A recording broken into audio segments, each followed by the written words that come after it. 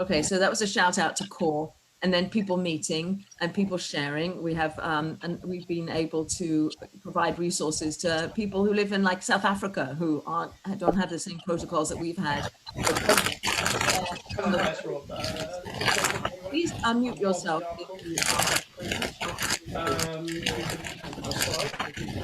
Or if you're not, background noise. Thank you.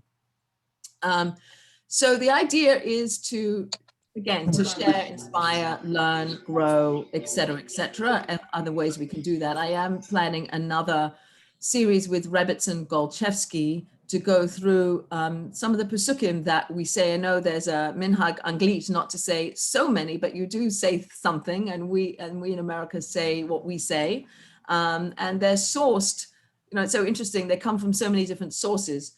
So Rebbitzin Golchevsky is, I'm in the planning process with her to do another 3-part series on kind of exploring the specific Pesukim that we say and the kavana to have as we're saying them. So look out for that. That's coming up.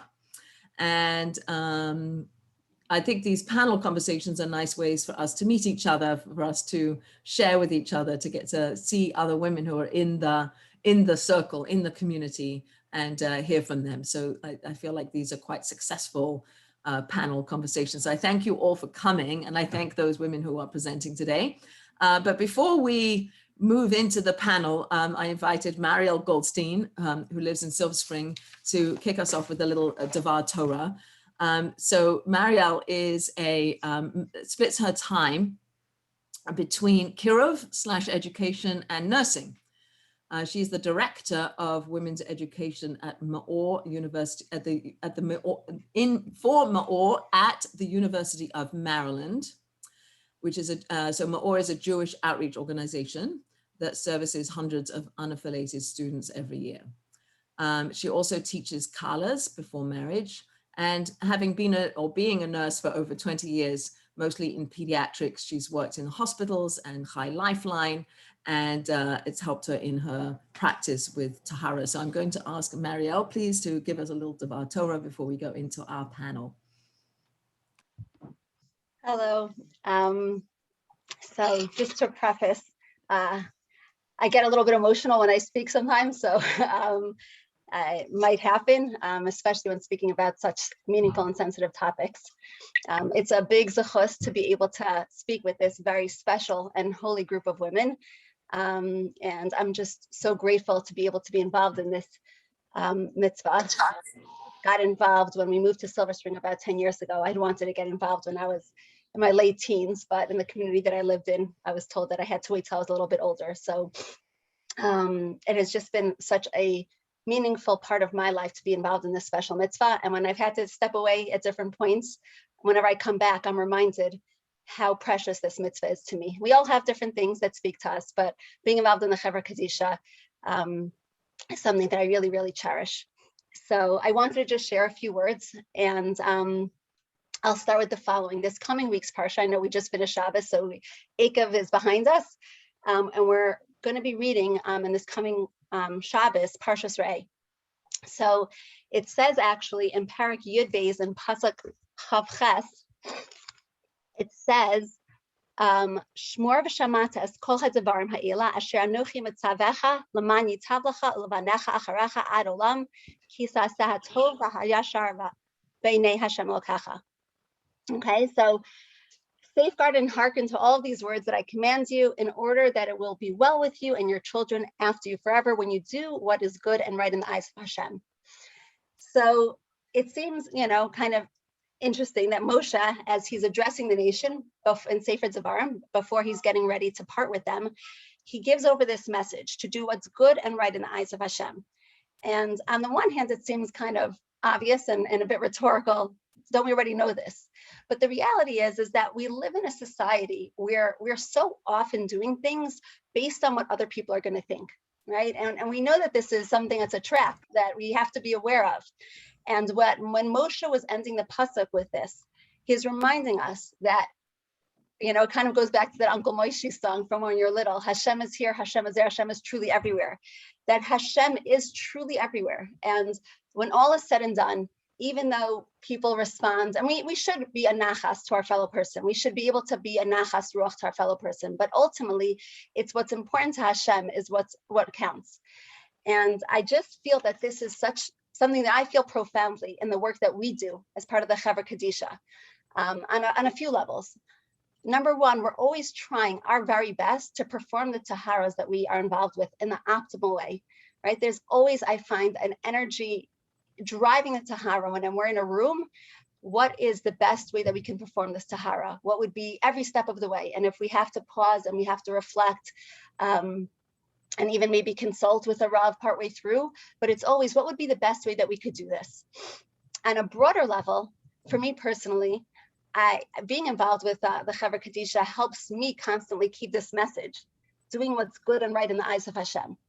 It's on the forefront because we have this clear, we're involved with a niftar, we're involved with all of the, silliness, all the mishagas, all of the things that are trite in life.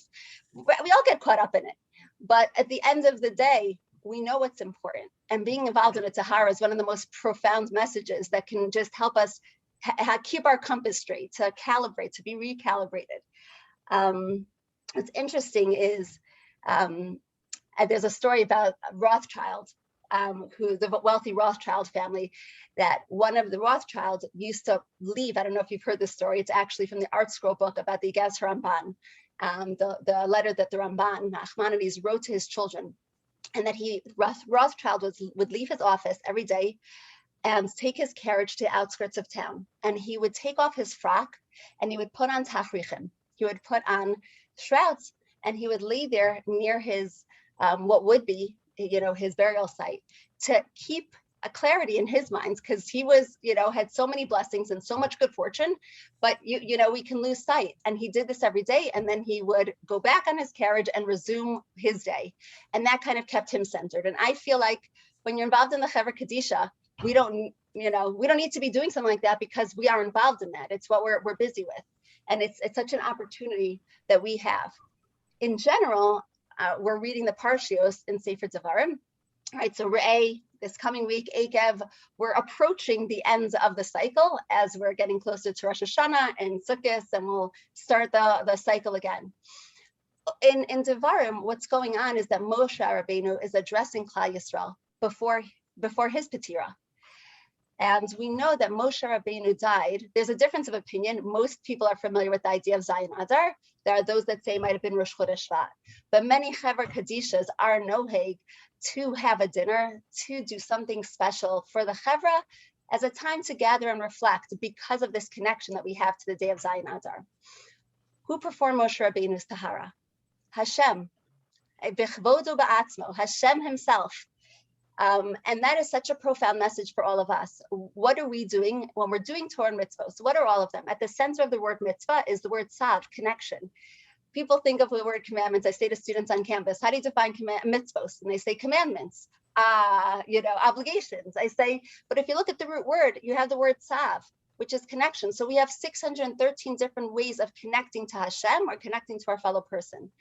But ultimately, and I don't remember who said this, I think maybe some Hasidic Rebbe said that the 613 mitzvos are 613 different ways to be davek, to cling to God, to go in Hashem's ways, the halach to bedrachav, to go in after Hashem's ways. What we're doing as part of the Chevra Kadisha is plain and simple, following clearly what Hashem did for Moshe and preparing our fellow Jew for their final transition to the next world. I told you I get emotional. I just find it to be a very, very meaningful experience, and also just so profound that we are able to emulate what God did for Moshe. We're able to participate in that very special mitzvah. The Maharal shares a beautiful idea about the fact that there's a numerical equivalence between the words Torah and Gemilos Chasadim, right? That the gematria of the word Torah and Gemilos Chasadim equal each other, and that's not random at all. To be involved, to learn Torah is also means being involved in chesed. They go hand in hand. To do chesed without knowing what to do, or to learn Torah without performing chesed, something is lacking. They say that the Torah starts with chesed and ends with chesed. The first chesed that was performed is that Hashem gave clothing to Adam and Chava. The last chesed that was performed is that Hashem prepared Moshe for burial. In both of these cases, it involves preserving the dignity for someone who otherwise would be possibly in a state of shame. So it's very profound. The bookends of the Torah are both of these ideas. Last week, I had the opportunity to share with the Nishei of my shul about the messages of Tu B'Av. I'm not sharing that today. But when people think about Tu B'Av, we tend to think about Shidduchim. But there were multiple amazing events that took place on Tu B'Av. I'll just touch on two of them. One of them is particularly relevant to us. One of them is that the Jews achieved forgiveness for Chet HaMeraglim because they stopped dying. Ultimately, finally, in that 40th year, they realized that Hashem forgave us on the 15th of Av. One of the other major events that took place is that the Romans gave permission for the Jews to bury the dead of Beitar. Okay, so it was a dual miracle, and that's where we have the fourth blessing, the fourth bracha of Birkat HaMazon is Hatov v'Hametiv. Why? Hashem is good, Hatov v'Hametiv, and does good, because not only were we given permission to bury the dead, but the bodies hadn't decomposed, they were preserved. And being able to give that final respect to the bodies is something that we all have an opportunity to do. And it's such a gift that we can be involved in this. And I'll just, with the following reflection that I had prior to COVID, the very last trip that we had with our students before things shut down, I was able to go on a trip to Poland with our students. My husband usually goes with the students, but he encouraged me to go for that trip. And there's so many profound moments, but one of them that really stands out is going to Chelmno.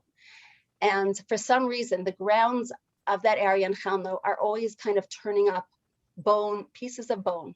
And the students, every year that they go, collect these pieces of bone. And then one of the rabbis on the trip says, Akam Elei Rachamim, and we bury those pieces, those shards of bone, and give them some of the kavod that they weren't entitled to so many years ago.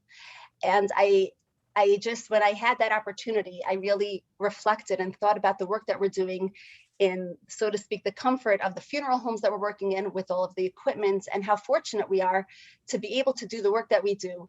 But no matter what we're doing, in whatever environment, if it's the shards, if it's with all of the equipment that we have, we're doing something that is beyond.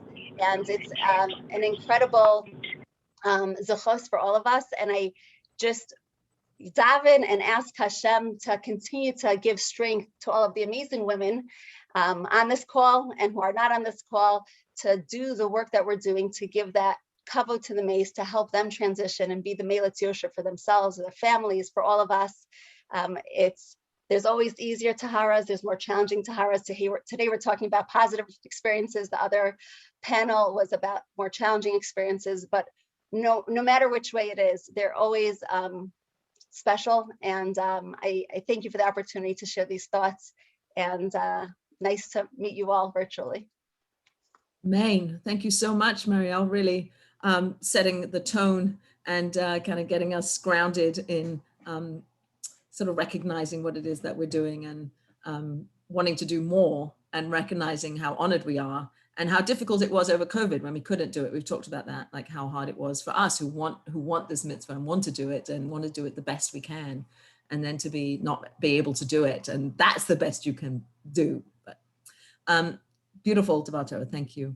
I would like to ask you, if you feel comfortable, to put your cameras on.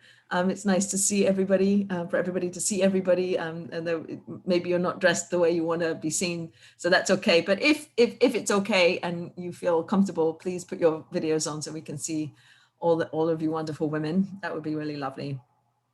So the order of the day is Hillary Cohen in England asked to go first, so she's first up at bat. And then we'll move to Ellen Romanoff in Columbus, Ohio, and then to Alina Spaulding in North Carolina, in Greensboro, North Carolina. And then finally, my dear friend, Laura Golden, Silver Spring. That's the plan. So I asked Hillary for a little bio. So I am sure that I know there's way more than she offered to share with me. So she'd like to share with us that she is a grandmother, a mother, a daughter, a midwife. I'm curious to hear more about that. and she's been a member of the Chevra Kadisha for many years, several decades. So not that we're not you look. I don't we can't tell how old you are, but I'm sure many decades of service for the Chevra Kadisha is a wonderful zchus for you. And we'd love to hear what you have to say about your positive Chevra Kadisha experiences. Hilary. Thank you very much. I'm honoured to be a member of the United Synagogue Voluntary Chevra in London. Founded in 1870, the United Synagogue is the largest synagogue movement in Europe. It is the representative of 62 mainstream Orthodox communities in the United Kingdom, and we have over 80 members in our Chevra, and all our members are part of a rota. The rota reflects when each lady is available. This means that generally our ladies work in teams with the same colleagues. Together, we bond and build strong relationship with each other. These relationships frequently develop, so much so that our members often meet up with other members of the Chevra and socialize. This is unconnected to their Chevra work. I have benefited greatly from the friendships I've made with colleagues from the Chevra. Together, we provide support to each other in bad times and share mazel tov wishes and smachot and enjoy each other's company when it's business as usual. Apart from participating with taharot, my job is to call our rota members and put together a team for each tahara. I have never been in a position where we have not been able to make up a team. We have in recent times, thanks to our chair, Lizzie Morris, introduced WhatsApp to supplement the calling. I'm always overwhelmed by the quick response of our ladies to a call to help. We perform anywhere between 250 and 300 taharot a year. Unlike other chevrot, we are serving all the London communities rather than individual communities. I'd like to tell you about my positive experiences. I received a call from our then coordinator who asked me if I would be part of a team for a tahara on a lady who died a year ago. The lady's name was Edith. She was in her early 80s. Unfortunately, she had lain in the public mortuary for a year, and no one had come forward to claim this lady as a relative. Eventually, a municipal official broke into Edith's home to investigate. There, he found a letter from the Association of Jewish Refugees, a national charity supporting Holocaust refugees and survivors living in Great Britain. The document led the official to reach out to the United Synagogue as to arrangements for burial. The United Synagogue's commitment to the community is that it will never refuse to bury anyone halachically Jewish, irrespective of finances. A team of 4 of our volunteers were called in order to perform this tahara, ensuring that notwithstanding the delay, Edith was beautifully dressed for her levaya. We realized that I might decide quickly I'm not interested, but we realized that no one would be in attendance at her levaya, and the 4 of us stayed to accompany Edith to her final resting place. One of our team got in touch with the Association of Jewish Refugees and discovered that Edith came from a German Jewish family. Not only Edith, who was an only child, but also her parents had escaped the Nazis and settled in the United Kingdom. However, they didn't connect with the community, a Jewish community, and Edith had never married. There was no one left to mourn her. Subsequently, our team decided to make sure that Edith had a mitzvah. Funds were raised for a stone and a date was set for its consecration. We organized a minyan, and one of the team gave a hesped recording for those assembled the little we had gleaned as to Edith's life, and Edith's kever was marked. Kaddish was recited. In 2000, I lost someone very precious to me, my grandmother, Rose Compton, née Glassman. My grandmother was born in Lodz in Poland and came to this country as a young girl. Her life was not an easy one, but she was always content. She was blessed to be a great grandmother. I learned so much from her as to how to conduct myself and the true values of life. She gave us unconditional love. Against the advice of my parents, I decided I wanted to be involved in the Tahara. I feel both privileged and humbled to have had that opportunity to accompany my beloved grandmother on her final journey and to perform that mitzvah. As I reflect on the work of the Chevra and my participation, I am struck by the contrasts in the ways that we can serve. I think about Edith, alone in her life, a stranger to us, but someone we were able to honor and to memorialize at the last. And I think of my grandmother, to whom I was so close and with whom I had shared so much. Extending to her that final act of kindness meant so much. And of course, nothing can be achieved alone. It takes a team, an organization, a chevra. I've been privileged to be a member of the Ladies' Chevra for a few years now. During this time, I know that I have gained far more than I have given. I consider so many of our volunteers as friends who I would never have been lucky enough to meet under other circumstances. Working with different people, I learn something each time I work with a new team. To be a part of this group whose core mission is to perform the mitzvah of tahara is at once an honor, a privilege, and an enduring and unfailing positive feature of my life. Thank you for listening. That's beautiful, Hilary. Thank you. Beautiful. Wow, you brought up so much. So thank you for sharing those two stories. And they do speak about having a sense of who it is that you're washing, like whether you know the person, you don't know the person, but you wanted to find out about Edith and elevate her soul and give her the best tahara that you could given her circumstances. And it's interesting. I think one of the things that I've noticed just happened actually recently was that a friend of mine's mother died in another community, and I was able to be in touch with the chevra and tell them about the woman they were going to prepare ahead of time. So they had that information going into the room. So yeah, beautiful. Thank you so much for sharing. And they had the amazing zchus to accompany your grandmother. That's really, really special. Thank you for sharing that. So actually it's interesting, you talked about preparing your grandmother. So our next speaker, Ellen, shared with me that it was her grandmother who taught her and trained her in her Chevra Kadisha work. Ellen was born in the Bronx in New York and now lives in Columbus, Ohio. Her father moved there to work for the Schottenstein department store. He was a World War II veteran. And she's a graduate of Ohio State University, which is in Columbus, Ohio. And having taught French and Spanish, she then went back to get a master's degree in special education. And she has taught for 10 years at the Columbus Torah Academy. And sounds like now she likes to play piano and teach her grandchildren and take care of many people in her community.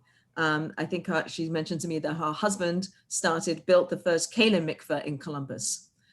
She grew up with her mother's parents in their home, and it was the grandmother, as I mentioned, who trained her in Chevra Kadisha, and she's been performing this mitzvah since 1982. So I'm now going to ask Ellen to please share with us. Okay. Well, good afternoon to everyone, and I am honored to speak here today to all of you. It's overwhelming thinking about connecting with all of you throughout the world, and it just adds so much awesomeness to the mitzvah that we do. So yes, I grew up with my grandparents who were immigrants from Hungary in my home. So consequently, there was a special old world atmosphere in my home, combined with a love for Yiddishkeit, the spiritual, and what was essential to a Torah life. I went from learning how to take and bake challah with my grandmother to gaining an understanding of the importance of how a Jewish life comes to its completion. My grandmother had already been a busy volunteer in the Columbus Chevra Kadisha, working for several shuls in the community when she finally convinced me to join her in this special mitzvah. I was very nervous about my first time attending a tahara and had always been uncomfortable entering the funeral home to attend funerals. I did not really have a clear perception of death until my first experience performing the mitzvah. Luckily, my first tahara was a lady who looked lovely, like she was taking a nap. And under the tutelage and loving guidance of my grandmother, it went well. That night after my first experience, when I was taking a shower, lahavdil, I became overwhelmed with that I had been able to perform this and get through it in a positive manner. And I knew at that point, I was in for the long haul. I just really became so overwhelmed with emotion at that point. Less than 2 years later, as Hilary mentioned, upon my grandmother's passing, I also had the honor of preparing her with some of her friends for her final journey from this world. And she also had been so giving and loving to me throughout her life. And this was, I felt, the ultimate thing I could do for her. Since then, I have gotten to know and been inspired by Rabbi Elchanan Zon, who is the head of the Chevra Kadisha of Queens, but certainly spreads his knowledge, I think, throughout the world to Chevras, and travels around doing workshops, and can be called at a moment's notice for guidance in special situations. And I've also been inspired by the women with whom I serve. We have a decent size.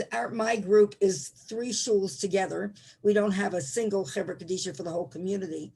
And so we have a decent amount of women. And of course, during COVID, there were challenges because a lot of women were not comfortable participating. But now I'm hoping that things move forward with a larger participation. But they're always there ready to serve and help. So just a couple of years ago, our group had the tahara of a Holocaust survivor. And at its completion, when we asked Mechila of the mace, I thought to myself about all the millions who were not as fortunate. So I reminded the women of this before Mechila. And when I got home that night, I wrote a poem about the emotions I was feeling. Hitler Yamach Shimcha, our efforts to erase what you did in some way is being done. If our efforts continue and our work to educate Yidden in proper Jewish burial is successful, then we will have won. The hatred and evil that you perpetrated against mankind, and Yidden in particular, was taken way too far. You thought you ended any memory of us in this world and destroyed what we stand for. But don't fool yourself. Our love of life and Torah values will eternally override what you did. You were rotten to the core. As I prepared Jewish women meticulously through halacha and with great care, especially Holocaust survivors who are returning to their maker, I can declare, you can't abuse our Jewish dead with gas and crematorium anymore. Our neshamas are too precious for Hashem to allow such atrocities to abuse them. Our work in Chevra Kadisha will help us in some small way to even the score. We hope and pray that all Jews, no matter what they are, where they are spiritually, will open their eyes, wake up and realize that cremation is perpetrating Hitler's warped ideals. Come to understand and appreciate who you are, that created in the image of God, the ways of Torah you should not despise. Go before Hashem in the beautiful white purity of your shroud, erasing the memory of past horrors, revealing to Hashem that you are truly proud. So as we all come before HaKadosh Baruch Hu during the upcoming Yomim Na'arayim, may we be mindful of our heritage filled with Yiras Shamayim. Beautiful, beautiful. Thank you, Ellen. We should do something with your poem. I wonder if other people write poetry or write things. We should make a collection of Chevra Kadisha women's writings. They're very powerful and they come from a deep place of our souls, interacting with the dead and our belief system of that we're doing something so pure and so holy and so uplifting. So thank you, Ellen, for your wonderful words. Beautiful. So I feel like I had to let that sink in. So I'd like to now introduce Alina Spaulding, who lives in Greensboro, North Carolina. And so she also gave me a very short bio, and I know there's a lot more than what I'm going to say, but I will honor what she shared with me and share that with you, that she has, for 25 years, was a major gift fundraiser and now works as a real estate broker. And her husband, last week, I believe, or maybe 2 weeks ago, altruistically donated a kidney. So they drove up to New York and spent a couple of weeks in New York while he donated a kidney. I believe he's doing well, thank God, Baruch Hashem. And so, Alina, I'm going to hand the floor to you, please. Thank you so much. First of all, Ellen, I felt your poem so deep in my heart, so thank you so much for that. A little hard to speak. I want to say a few words because I was so struck when Hillary was speaking about the depths and the size of their chevra. I am in a small community. We have 2,500 Jews, not families, but Jews.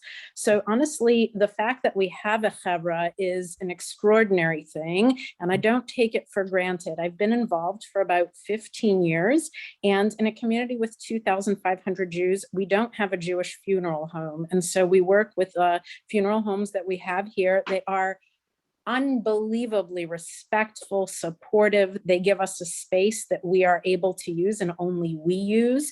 They give us time. They meet us early in the mornings when we need to do the work. So really, really special relationship with our funeral homes and a desire for the local community and the local homes to honor the way that we do our work. I want to say that our Chevra Kadisha here in town has 3 sections. I think from what I understand, that's unusual from other parts. So we have one section that we call kind of the home team. And the home team, when we hear that someone in the community has passed, goes directly to the home, covers the mirrors, puts food in the fridge, vacuums, and makes sure that the home is ready to receive guests and to welcome back the bereaved family. They also make sure that there's always a minyan. In a community with 2,500 Jews, it's not for sure that you would always have a minyan. So they make sure that when the family is in mourning, according to their particular needs and tradition, that they always have a minyan in their home.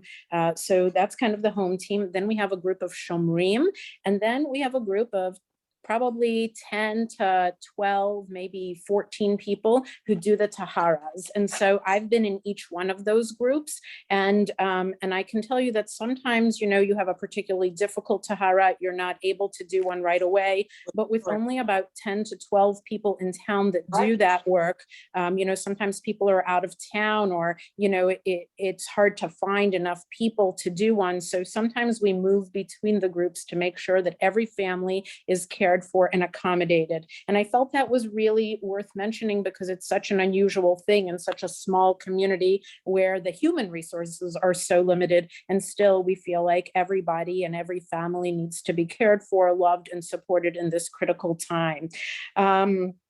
I was thinking as Hillary was speaking about Edith, who I'm so glad that she told us all about, this thing about knowing who we're with in that moment is really special, because in a community like ours where we have 2,500 Jews, it is not unusual that we know every single person who we are caring for through the chevra. We really know each other. It's a very tight-knit community.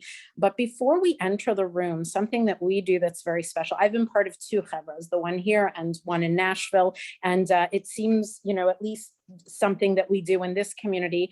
Before we enter the room, we all say something that we know about the deceased. And so before we enter, we say, this is such a great privilege to be with so-and-so, and you know, she was a fabulous knitter. One time she made this sweater, or, you know, I remember she used to make doilies for all the teachers at the day school, or she had a marvelous husband and they used to love to dance together at all the community simchas.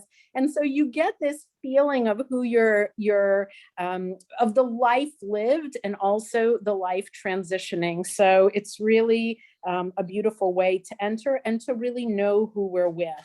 I wanted to talk about one particular experience as I was asked to do. And I have a fairly new friend who was actually also new to her chevra in Florida. Her name is Michal. And she saw that I was speaking and she said, how will you choose just one? So first I was like, maybe I'll choose my first one, my first experience. Maybe I'll choose the first time I was with someone I knew. Maybe I'll choose the first time I had the great honor of preparing a young person. You know, it's each one is so special.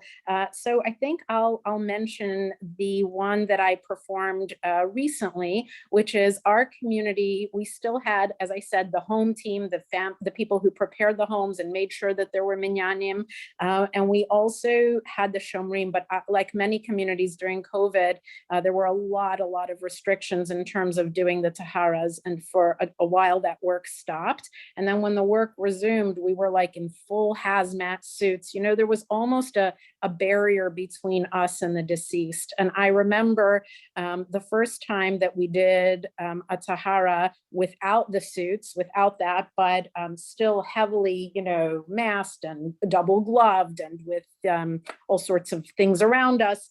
And I remember it was at a time when we were on lockdown for some time, and I live with my mother-in-law who's 77 and immunocompromised. So we were very careful about going out. And all of a sudden, there were 4 of us in this performing this tahara, and it was time to move the deceased from like the gurney to the coffin. And we stood side by side. We call it the shuffle. You know, when you pick up the deceased and you're kind of under them, but you're side by side, you're shoulder to shoulder with everybody else. And we move the deceased to the coffin. And there is this shuffle that we do. And all of a sudden, it was the first time I realized that I touched anybody from outside of my family in over a year. And who was I touching? The women next to me performing this sacred task, and our beloved friend who we were preparing for her final journey. And in that moment, I not only touched my friends and the deceased, I felt like I was touching all of Judaism, all of humanity in a 3,000-year-old tradition. And in some ways, I was touching the Olam Haba'ah. And so this connection that I felt in that moment, coupled with the work that we've been doing with this community of practice, has allowed me to almost be a lightning rod whenever I enter that sacred space, and to remember that this is the work that we do on behalf of our community, and also on behalf of Hashem, and also on behalf of humanity. Yeah. That's what I wanted to share. Wonderful. A lot of round of applause going on here.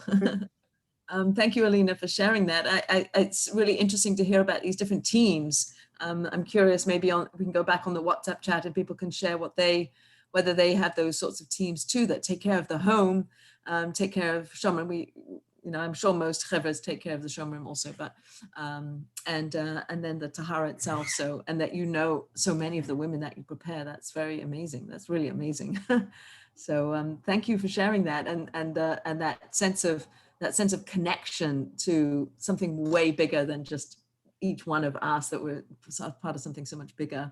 So it's so important in such a small community that all of a sudden, like, maybe I touched Ellen through that chain. Maybe I touched Hillary. Maybe I touched you through that chain. That felt really, it made my world tremendously larger. Yeah. Well, I think that is the part of the goal of this community, is to say we're a circle of women holding hands. And as we are in our individual communities, but we're really part of each other's experience. Like we have a lot in common, a lot that we share. So now I'm going to introduce my friend Laura. Laura Goldman lives in Silver Spring, Maryland. She is a certified professional active coach and certified parent educator. She runs a private coaching practice, also teaches Torah to adults in her community for many years, volunteers for the mikvah, for Chevra Kadisha, is active lay leader in Jewish Federation, Momentum, Israeli School of Jewish Education, and the administration of University, NCSY, and so many other ways in which Laura is very active volunteer, many different organizations. So I think she's from Pittsburgh originally. She went to Stone College for Women, Fordham Law School, and she lives in Silver Spring and is a wife and a mother of 4. So now I'm going to hand you over to Laura, wherever you are. We're here, if you can see me now. I wanted to, well, first of all, thank you very much, Elissa, for giving me this opportunity to speak. As you can see, I'm here not just by myself, but I'm here with my sister, Gail Kraut, from Pittsburgh. You are correct, we are in Pittsburgh right now, although I am normally from Silver Spring, Maryland. I was born and raised here. And as I was thinking of what was the most special tahara that I had done, because this was supposed to be, you know, positive experiences in doing taharas.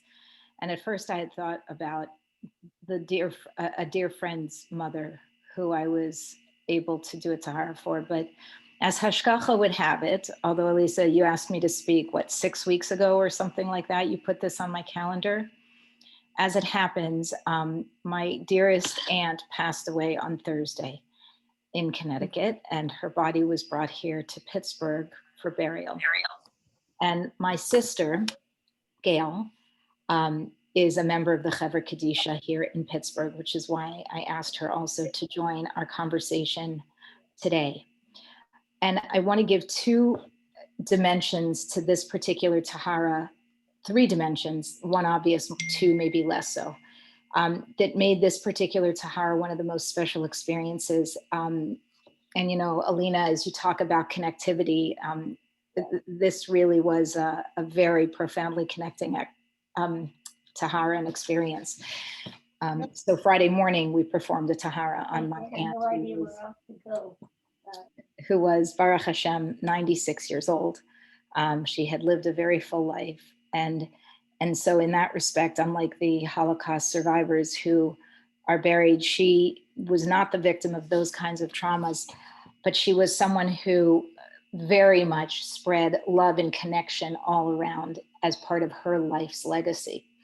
And as we talk about that, you know, that connection to the body, right? When we say like, I'd really love to know something about the person that I'm actually doing the tahara on. So the first aspect of this that made it so special, of course, is that it was my beloved aunt. And I knew her very well my entire life and looked to her for much guidance and for much love. And so that made the performance of the tahara itself significant, right? The protectiveness that I always felt from the first time that I ever started doing taharas, the gentleness with which, you know, we cradle the body as we turn it, and the understanding that we hold that neshama is still there struggling, you know, to say goodbye to the body that housed it for its entire lifetime on this earth. There's a very strong sensibility that comes over you, especially when you know something about the person themselves. So that was one aspect that made it tremendously special, that touches on all of the things that everyone has said here today. But there were 2 other dimensions that made it very special. The second one was, of course, that I got the opportunity to do it with my sister, to do a tahara with my sister.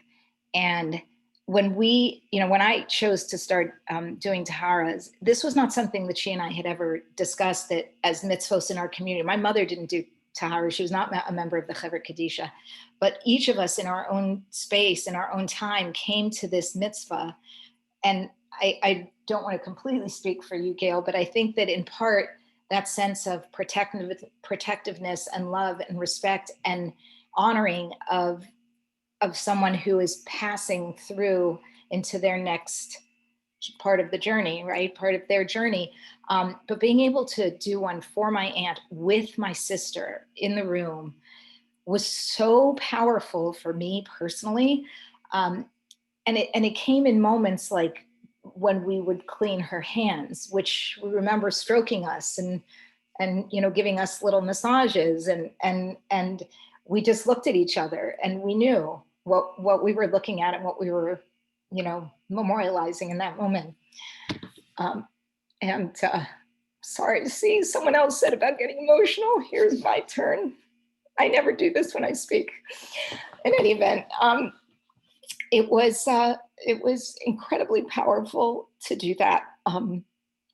And honestly, I think I'm so moved by just those 2 things, those 2 dimensions of it being my aunt and being my sister, and being able to come back also to my hometown where my family still lives, and being able to perform it there, which was, by the way, a chesed on their part to allow. The Chevra Kadishas have different rules about who can come in, and the minhagim are different. And So I was so grateful for that opportunity to be able to come into the Pittsburgh space as a child of the community with my sister on my aunt's behalf.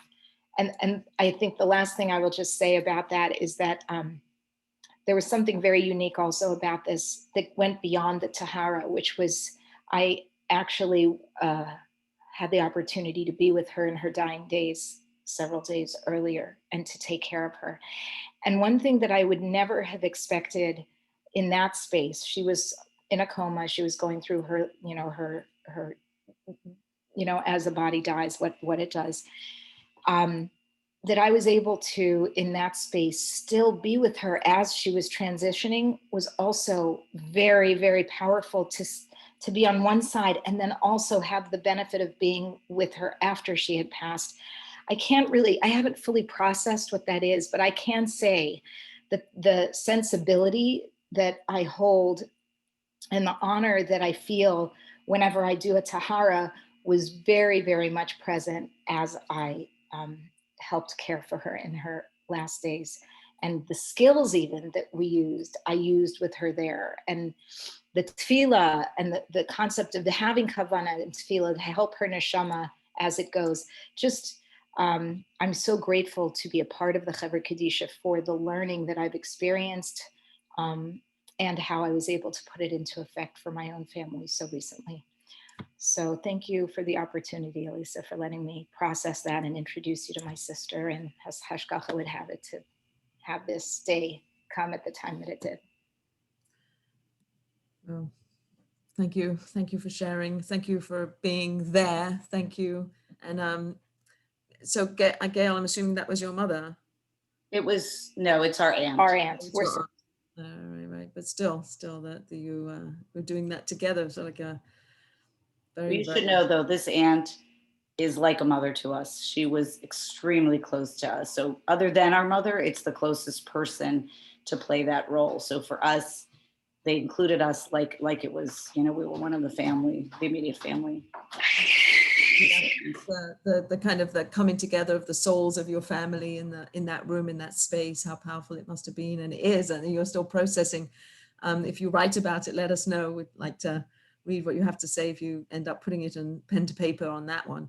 I'm sure that will be something you'll process for an awfully long time and hold as memory, a very, very powerful, deep, strong, hopefully comforting memory for all time. We've heard a lot of stories. We've heard people's experiences. So fresh, Laura. Thank you for sharing something that's so immediate and so powerfully, just like in that moment.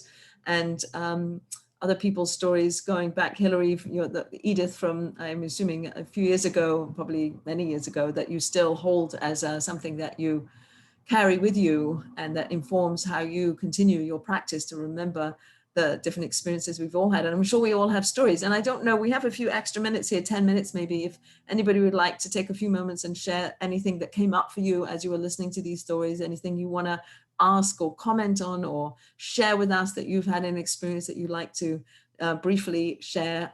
We have a few minutes. So I actually like to open up the floor and see if people, first of all, could just say your name, where you're from, and anything you'd like to say, supportive or your own experiences or anything, please. I really love for you to speak up. Doreen, wonderful. You have to unmute yourself. Hi, Rabbinette Goldstein, when she was speaking about the shards of bone, reminded me of one of the most beautiful and moving experiences I had. I'm Doreen Samuels. I'm from the London Chevra Kadisha. I was also chairman of the Burial Society for some time. And during that period, I won't go into the details, but a jar of remains of Holocaust survivors was identified in one of our museums, and the chief rabbi was alerted, and a rabbi called Rabbi Liss, who does all the Holocaust work for Chief Rabbi Mervis, was put in charge of organizing the burial. And because I was a member of the Chevra Kadisha and also chair of the Burial Society, I had the enormous zechut of overseeing the burial of these remains, which were literally just some shards. Somebody had obviously collected them and then realized that they should never have taken them away from whichever camp it was and given them to the museum, and the museum had had no idea what to do with it and eventually returned it to us. So Rabbi Liss and I and a wonderful, wonderful lady called Linda Boxer, who's also a member of our chevra and helps to run to manage the Burial Society. Rabbi Liss and Linda and I devised a special service because you couldn't do a proper tahara. And we designed a special service. And the people at the museum who took care of that particular department were fascinated by what we were going to do. And they were invited, if they wanted to come come and participate in this. And also the chief rabbi had arranged we had, as luck would have it, it was really hashgacha pratit. We just had a new Beit Kvorah, a new cemetery opened, and we were looking for somewhere to have a Holocaust memorial. So this was just the most perfect thing that could, these wonderful, wonderful kadoshim could be used for. The chief rabbi made sure to invite as many Holocaust survivors as possible to come and be part of this ceremony. And it was just something, all the people from the department of the university came along. And one of the things we did was to explain to them that we normally put earth from Eretz Yisrael in the Aron, and we invited them, if they wanted, to put in a little themselves. And we said, you know, absolutely no compulsion, but if you'd like to, you're very welcome. And every single one of them did. And when we went out, the Aron was taken outside the hall, and all the Holocaust survivors were invited by the chief rabbi to accompany the Aron into the hall where the ceremony took place. There was a particularly wonderful, wonderful man who I had known for many years called Harry Bibring, who was a survivor. And Harry put his hand on this Aron, and he did not take his hand off the Aron until it went into the ground some 3/4 of an hour or an hour later.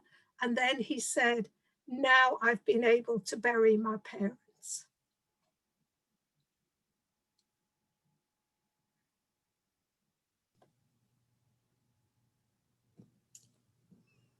Wow. Thank you for sharing that. That's very powerful imagery, and giving Harry some comfort also. Can I just add something to what Doreen has said? The wonderful thing was, I was lucky I had the zechus to be there to accompany one of the Holocaust survivors, but everybody who was present that day, and there were hundreds of people who turned up to honor this particular burial, were given a bag of earth so they could empty it onto the memorial. So everybody had a bag of earth from Israel. It was wonderfully done, the whole thing. And that was so moving that everyone could share in this part of the ceremony. I have this is a little bit different, and it's hard. That's a hard act to follow. But this is a secondary thing that I've gotten out of being part of doing this for so many years. And that is that I've got to meet people or actually get to know people that I knew before, but didn't know the way I know now. And to really, when I talk about one of my big things down the Kafspus, I try to really work on finding the good in everybody if I can. It's something I try to work with my kids, because it's so easy to judge people, and it's so easy to hate people and think that they're doing things that are, you know, mean spirited, or that they actually care and are doing it for some reason that is affecting you, when most of the time it's people's own issues that, you know, create distance between us. And it really gave me a new way of looking at people. Like sometimes the real harsh one woman that I for years was always in the same group with, and she was a very harsh woman, and she was the best and the most kind woman within the context of a tahara. And it totally changed the way I saw her in the world in general, and it affected how I interacted with her, and how maybe even she saw herself. So this, to me, it's just sort of a secondary effect of being involved in something like that. You know, chesed begets chesed, and it gives us different perspectives on life, and it's just something I thought that it's really useful, and that we should all, you know, sort of consider that as we go through this process. That's all. Beautiful. I think that's an important message. I think that, you know, we're in Rhode Island. We only have literally like 5 people on the Chevra Kadisha here. We do a lot, and we do them the same team, always the same team. And you can look at people and know what they're thinking, or you can look at people without having to say anything. And it really does minimize but you have that connection. There's some connection that's formed that's different when you're in the morgue than when you're in the wherever kiddush room. So yeah, anybody else want to share something or just say hello? We'd like to meet you all.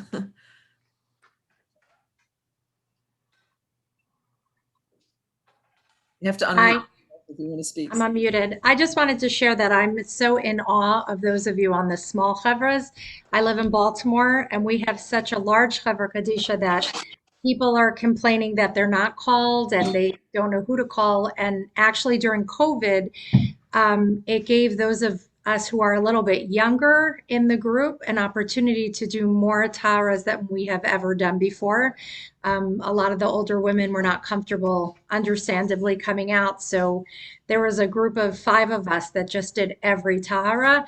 And we were very thankful and grateful for that, because we all want to do it. And there's so many people in our community. It's so huge that we don't get that opportunity. But listening to some of your stories of what you all do is just very inspiring. And kol hakavod that a lot of you are doing these very difficult taharas, and it's only a couple of you. We have at least 6 women pretty much for every tahara. So it's really amazing. Thank you for sharing your stories. Thank you. Thanks, Rebecca. Thanks for saying hi. Nice to see you. Okay, one more. Somebody say hello. I'll say hello. Hi. I want to share just an interesting thing that happened to me a few years ago. I was in the local pizza shop, and there's like a Chabad person that we grew up with in Denver. It's a small community, so we all went to the same school. One second. And anyway, and he was meeting with this guy who was totally irreligious. And I introduced myself to him, and we had a little conversation. And probably about, and I took his phone number because there was something that was intriguing me about him, and I wanted to reach out to him. And we did connect. And a couple of months later, I came to do a tahara, and the woman that we were doing it on had the same last name as this man. So I texted the Chabad person, and I said, did so-and-so lose his mother? And he said, yeah, actually he did. So I called him up, and I told him, I said, I just, you know, he knew, he remembered who I was. And I said, I just want to let you know that I did the cleansing process for your mother before she passed away. I mean, after she passed away. And I said, I just want you to know also that there was like a real sense of like peace and like just calmness in the room, you know, like she really accepted that it was time for her to move on. And he was totally not religious. He didn't even know what a tahara, like when I said I did the tahara, like he didn't even know what that was. But when I was able to tell him like the feeling in the room, it was so comforting to him. And I just thought, and I have not run into him or really been in contact with him since. And I just thought it was like so unbelievable, the hashkacha, that I happened to have met him very, very, you know, not connected to Yiddishkeit, a little bit, I guess, to Chabad, but, and that I was able to make this decision and be able to, I was able to like meet him and then do his mother's tahara and reach out to him and give him that sense of closure, which he very much appreciated. That was a very special experience. Amazing. What hashgacha. That's great. That's really wonderful. Thank you, Shalamis. Shalamis is in Denver, Colorado. Can I piggyback on that? Just Yes, and Chaya Major's also in Denver. and we're on the same Hever Kadisha, which is an honor. I was just going to say, I'm actually doing a tahara today on a friend's mother. And I think that living in a small community and having a small Hever Kadisha, that is one of the most special things, to know that I can, when I know that somebody's relative has been nifter, I can call and say, I would like to do this tahara, and I'm welcome with open arms. And it's just such a beautiful, amazing thing to know that I'm there for my friends in a way that, you know, so few of us can be. So I just wanted to share that. I am doing the same tahara, so you have to tell me about her. Okay, I will. I'm glad that you're going to be there. Hi, everybody. I'm Becky Lindow from South Bend, and I wanted to piggyback off of Shalamis and Chaya. I don't think you know each other, but I happen to know Shalamis from my years in Base Yaakov, Denver. And I was going to say something so similar to what Shalamis said, that I grew up here in South Bend, Indiana, where I live now. And we also have a pretty small community and a small Hever Kadisha. And I had an experience. I'd read in, I think, one of the Jewish magazines about how, unfortunately, it's much more prevalent than we wish, that more and more Jewish people are doing cremations and not understanding the importance of a tahara and a kvura kashera, and so a kosher burial. And so I began, you know, sort of against myself, against my own interests, so to speak, to tell people when I was involved in their relatives' taharas. And the feedback I got from people, especially those that are less observant, has been remarkable. People have cried, people have hugged me, people have bragged about it to other people. And I didn't do it because I wanted people to brag, but I did do it because I wanted people to understand that it's a beautiful and meaningful process, and that we do it with the utmost respect and dignity, and we want this person, their final send-off, to be meaningful. And given that we don't do open caskets and such kinds of things, this really is their final send-off. So Shalamis and Chaya, I agree with both of you, working in small groups, and other people that spoke today about small groups. And, you know, to encourage others, especially like Shalamis said, when you have maybe a tenuous connection with somebody, or they're less observant and they might have made a choice not to be buried in a Jewish cemetery and not to have a tahara. And so it's been strangely rewarding as people find out that our Hever Kadisha is small and meaningful, and we do a lot of work that we feel passionately about. So I also just want to say thank you to all of those of you who are sharing on this call. Every call has been meaningful that I've been able to attend so far. Beautiful, thank you. All right, so we're at our 1 o'clock mark. Gonna let you leave, get on with your days. If you want to stay and schmooze, that's also fine. I'm going to stop the recording.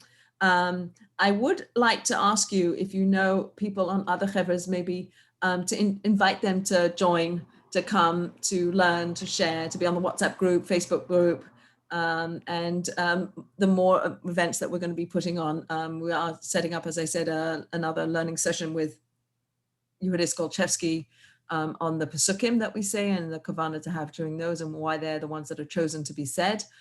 Different communities I know have different minhagim, but